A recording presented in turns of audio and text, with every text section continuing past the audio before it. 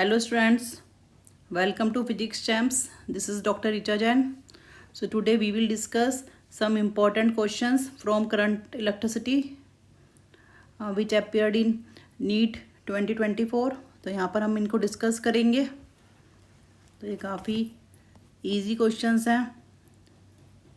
So first, the terminal velocity of the battery whose EMF is 10 volt and internal resistance is 1 ohm when connected through an external resistance of 4 ohm as shown in the figure. ये figure आप देख पा रहे हैं.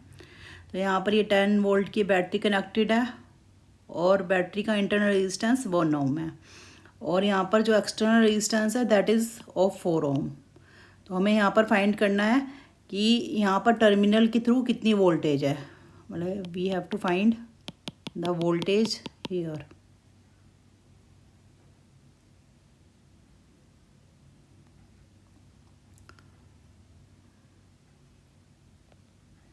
सो for this पहले हम यहाँ पर करंट कैलकुलेट करेंगे सॉल्यूशन के लिए. तो पहले हम देखेंगे कि टोटल रेजिस्टेंस यहाँ पर कितना है. स्मॉल आर को हम एक तरह से जो बैटरी का रेजिस्टेंस होता है उसको हम स्मॉल आर से इंडिकेट करते हैं. तो this is the total resistance. तो करंट कैलकुलेट करने के लिए I equals to E upon R plus R. So E is 10 volt here and that is 4 plus 1. अगर यहाँ पर किसी क्वेश्चन में इंटरनल रेजिस्टेंस नहीं गिवन होता है तो हम उसको जीरो कंसीडर कर लेते हैं. बट अगर गिवन है तो वी हैव टू कंसीडर. तो यहाँ से आई की करंट की वैल्यू आ जाती है 2 एम्पियर. अब हमें यहाँ पर करना है वोल्टेज फाइंड आउट 4 ओम के through terminal voltage. So we know that V equals to I R.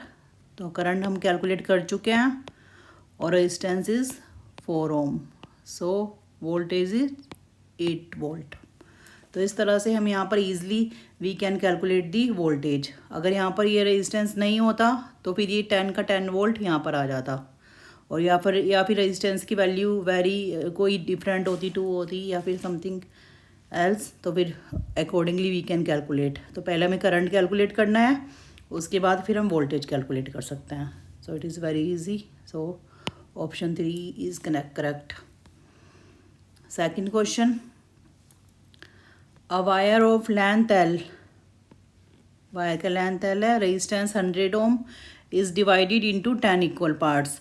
तो यहाँ पर हम ग्रेजुअली हम समझ भी लेते हैं. अगर हमें 10 इक्वल पार्ट्स में डिवाइड करना है तो इट मीन्स 100 ओम को हम 10 से डिवाइड कर सकते हैं. तो इसका मतलब है यहाँ पर जितने भी रेजिस्टेंस हैं उनकी वैल्यू कितनी हो जाएगी यहाँ पर 10 ओम. तो इसमें फर्स्ट 5 पार्ट्स को कनेक्ट करा गया है सीरीज़ में, are connected in series, while the next 5 parts are connected in parallel. तो इट मीन्स यहाँ पर जो स्टार्ट 10 ओम के 10 रेजिस्टेंस हो गए. तो उसमें से 5 रेजिस्टेंस को सीरीज़ में कनेक्ट करा गया है और बाकी बचे हुए 5 रेजिस्टेंसेस को पैरेलल में. And then 2 combination are again connected in series और फिर इन दोनों को फिर दोबारा सीरीज़ में कनेक्ट करा गया है. सो total resistance of the combination would be this. तो देखने में थोड़ा कॉम्प्लिकेटेड लग रहा है ये but it is very easy question. तो बस आपको थोड़ा समझना है. तो यहाँ पर हमें एक वायर गिवन है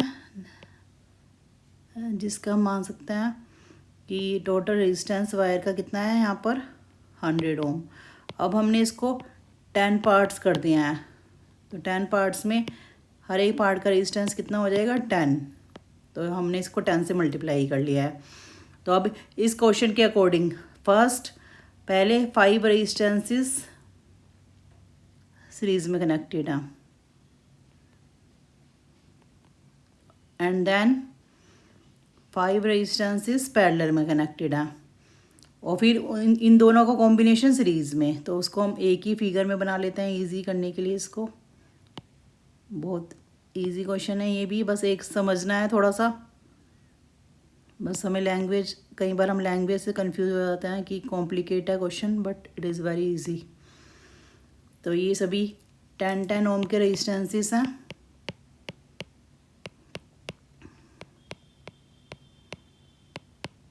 and these all are of also 10 ohm, क्योंकि यहाँ पर ये 100 को 10 इक्वल पार्ट में डिवाइड करा गया है। तो अब हम इसको 2 पार्ट्स में डिवाइड कर लेते हैं, ए बी एंड, एक पार्ट हो जाएगा हमारा ए बी एंड दूसरा पार्ट हो जाएगा बी सी। तो हमें टोटल रेजिस्टेंस कैलकुलेट करना है ए और सी के बीच में। तो पहले हम रेजिस्टेंस ले लेते हैं ए और बी के बीच में। तो यू कैन सी कि जितने भी रेजिस्टेंसेस हैं ये सभी ए और बी के बीच में, ये 5 जितने भी रेजिस्टेंसेस कनेक्टेड हैं ये सभी सीरीज़ में कनेक्टेड हैं। तो सीरीज़ में सीधा एडिशन हो जाता है रेजिस्टेंसेस का। सो टोटल रेजिस्टेंस वुड बी 50 ओम। और यहाँ पर आप देख सकते हैं कि बी और सी के बीच में जितने भी रेजिस्टेंस हैं इनको कैलकुलेट करने के लिए हमें क्या करना पड़ेगा, पैरेलल कॉम्बिनेशन लेना पड़ेगा। तो पैरेलल में वी नो कि हम यहाँ पर इनवर्स लेते हैं 1/10 प्लस 1/10, बिल्कुल सिंपल कैलकुलेशन, 1/10 और ये भी 1/10। तो इसमें हम एलसीएम भी लेते हैं, तो that would be 5/10, so 1/2। So R B C would be 2 ohm. तो अब ये बिल्कुल सिंपल हो गया है सॉल्यूशन यहाँ पर। अब हम एक छोटा सा यहाँ पर डायग्राम अपनी अंडरस्टैंडिंग लिए बना सकते हैं। अब ए और बी के बीच में जो रेजिस्टेंस है ये टोटल अब कितना हो गया है, 50 ओम। और बी और सी के बीच में रेजिस्टेंस कितना हो गया है, 2 ओम। यहाँ पे हम कैलकुलेट कर सकते हैं, कर चुके हैं। सो आर ए सी मतलब टोटल रेजिस्टेंस। तो यहाँ पर आप देख सकते हैं कि सीरीज़ में है ये, क्योंकि करंट कहीं भी डिवाइड नहीं हो रहा है ए और सी के बीच में, जो ये हमने नया डायग्राम बनाया है। तो total resistance would be 52 ohm. So option 2 is correct. तो अगेन आई एम रिपीटिंग, ये पहले हमने यहाँ पर 5 रेजिस्टेंसेस को हमने सीरीज़ में डाला है, फिर 5 को पैरेलल में। सीरीज़ का टोटल रेजिस्टेंस 50 ओम हो जाता है, पैरेलल में 2 ओम हो जाता है, and then these are in series. So total resistance would be 52 ohm. तो ये क्वेश्चंस नीट में पूछे गए हैं 2024 में।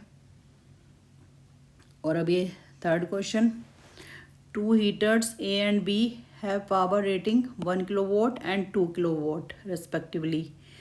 ये भी थोड़ा सिमिलरली इसी टाइप से है। Those 2 are first connected in series, पहले इनको सीरीज़ में कनेक्ट करा गया और फिर पैरेलल में। तो हमें क्या करना है, रेशो फाइंड करना है पावर का दोनों केसेस में, कि जब हमने सीरीज़ में कनेक्ट करा है तब उसका पावर कितना है, रेशो, जब हमने पैरेलल में कनेक्ट करा है तब उसका पावर कितना है।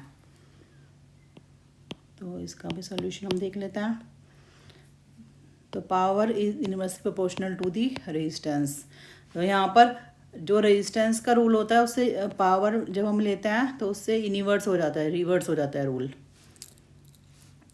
तो अगर हमें सीरीज़ में कनेक्ट करना है तो एक तरह से जो पावर है सीरीज़ की वो हो जाती है, उसको कैलकुलेट करने के लिए हम क्या करते हैं, 1/P लिख लेते हैं सीरीज़ को, 1/P1 plus 1/P2 and so on.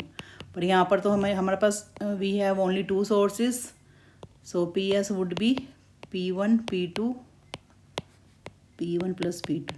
तो ऐसे भी हम कर सकते हैं।